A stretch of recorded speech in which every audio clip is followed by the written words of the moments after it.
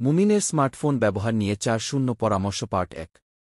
মহান আল্লাহর দয়ায় পৃথিবী প্রযুক্তিগত দিক থেকে অনেক দূর এগিয়েছে।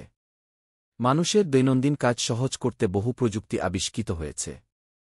এগুলো কেউ যদি ভালো কাজে ব্যবহার করে তবে তা মানুষের জন্য কল্যাণকর, আর যদি কেউ এগুলোকে মন্দ কাজে ব্যবহার করে তবে এগুলো তাদের জন্য মন্দ পরিণামের মাধ্যম হবে। এগুলো মূলত মহান আল্লাহর পক্ষ থেকে পরীক্ষাস্বরূপ। পবিত্র কোরআনে ইরশাদ হয়েছে, আমি পৃথিবীর সব কিছুকে পৃথিবীর জন্য শোভা করেছি, যাতে লোকদের পরীক্ষা করি যে তাদের মধ্যে কে ভালো কাজ করে। সূরা কাহফ আয়াত 7। স্মার্টফোনও তেমনি একটি ডিভাইস, যার ভালো খারাপ উভয় দিকই রয়েছে। আমরা চাইলে এর মাধ্যমে প্রচুর গুনাহ করতে পারি, আবার চাইলে বিভিন্ন ইবাদত সহজ করতে এই ডিভাইস ব্যবহার করতে পারি। রাসূলুল্লাহ সাল্লাল্লাহু আলাইহি ওয়াসাল্লাম বলেন, সব কাজ নিয়তের সঙ্গে সম্পর্কযুক্ত। যে যা নিয়ত করবে সে তাই পাবে।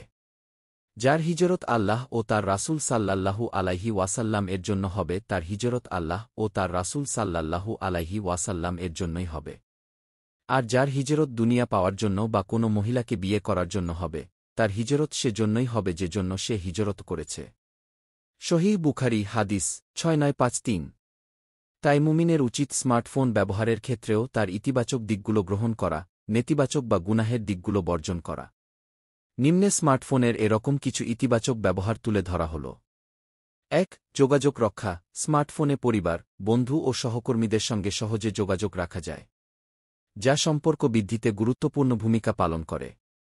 কিয়ামতের দিন আল্লাহর জন্য বন্ধুত্ব সম্পর্ক স্থাপনকারীদের আরশের ছায়ায় আশ্রয় দেওয়া হবে। বুখারী হাদিস 660। 2. কম্পাস। স্মার্টফোনের কম্পাস ব্যবহার করে অচেনা জায়গায় কিবলা নিশ্চিত হওয়া যায়। 3. নামাজের সময়সূচি। স্মার্টফোনে নির্দিষ্ট কিছু অ্যাপের মাধ্যমে নামাজের সময়সূচি, মাকরুহ সময় ইত্যাদি জানা যায়। 4. শাহরি ইফতারের সময়সূচি। এর মাধ্যমে শাহরি ও ইফতারের সময়সূচিও খুব সহজে জানা যায়। 5. উমরি কাজা। স্মার্টফোনের মাধ্যমে বিগত দিনের ছুটে যাওয়া নামাজগুলোর কাজার হিসাব রাখা যায়। এ বিষয়ে অনেক অ্যাপও আছে। 6. হজ ও ওমরাহর রেজিস্ট্রেশন। বর্তমান যুগে হজ ওমরাহ রেজিস্ট্রেশন করতেও স্মার্ট অ্যাপের প্রয়োজন হয়। 7. দৈনন্দিন জিকির। স্মার্টফোনে ইসলামিক ক্লিক কাউন্টার অ্যাপ ব্যবহার করে জিকির করা যায়। 8. কোরআন তিলাওয়াত। স্মার্টফোনের মাধ্যমে এখন খুব সহজেই কোরআন তিলাওয়াত, তাফসির, হাদিস, ইসলামিক বইপুস্তক পড়া যায়। 9. অ্যালার্ম। স্মার্টফোনের অ্যালার্ম সিস্টেমের মাধ্যমে খুব সহজে তাহাজ্জুদ ও ফজরের অ্যালার্ম দেওয়া যায়, যা মানুষকে রাত্রিকালীন ইবাদতে সাহায্য করতে পারে। 10. ইমেইল পরিচালনা। স্মার্টফোনের মাধ্যমে অফিসিয়াল ও ব্যক্তিগত ইমেইল ব্যবস্থাপনা করা যায়। বিভিন্ন ইসলামিক সাইটে রেজিস্ট্রেশন ও বিভিন্ন ইসলামিক অ্যাপ ডাউনলোড করতে একটি ইমেইল গুরুত্বপূর্ণ ভূমিকা পালন করে। 1. Internet browsing. স্মার্টফোনের ইসলামিক তথ্য অনুসন্ধান ও শিক্ষামূলক কন্টেন্ট সংগ্রহ সহজ করতে ইন্টারনেট ব্রাউজিং করা যায়। এটাও তার একটি ইতিবাচক ব্যবহার। 2. শিক্ষা। ইসলামিক অনলাইন কোর্স ও ইলার্নিং অ্যাপের মাধ্যমে ইসলামিক জ্ঞান অর্জন করা সম্ভব। তবে এক্ষেত্রে সাইটগুলোর পরিচালকরা বিশুদ্ধ আকীদা পোষণ করেন কিনা তা নিশ্চিত হতে হবে। 3. ইবুক পড়া। পবিত্র কোরআন, ইসলামিক ইবুক ও অডিও বুক শোনা বা পড়া যায় স্মার্টফোনের মাধ্যমে। 4. স্বাস্থ্য ট্র্যাকিং। মুসলিম শরীফের 6667 নম্বর হাদিসে আছে, সবল ইমানদার আল্লাহর কাছে দুর্বল ইমানদারের তুলনায় বেশি পছন্দনীয়। তাই মুমিনের উচিত তার ফিটনেসের ব্যাপারে গুরুত্ব দেওয়া। স্মার্টফোনের মাধ্যমে ফিটনেস অ্যাপ ও স্মার্ট ওয়াচের মাধ্যমে স্বাস্থ্য পর্যবেক্ষণ করা যায়। 5. Social media.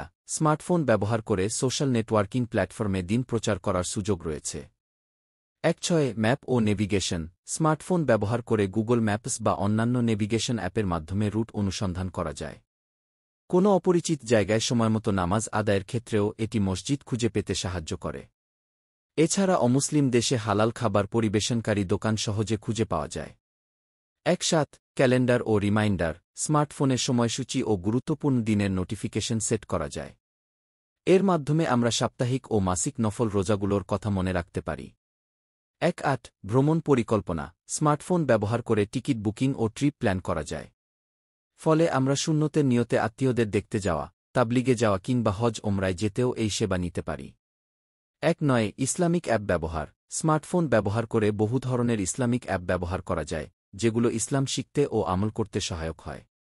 2. বিনোদন। স্মার্টফোন ব্যবহার করে একেকজন একেকভাবে বিনোদন উপভোগ করতে পারে।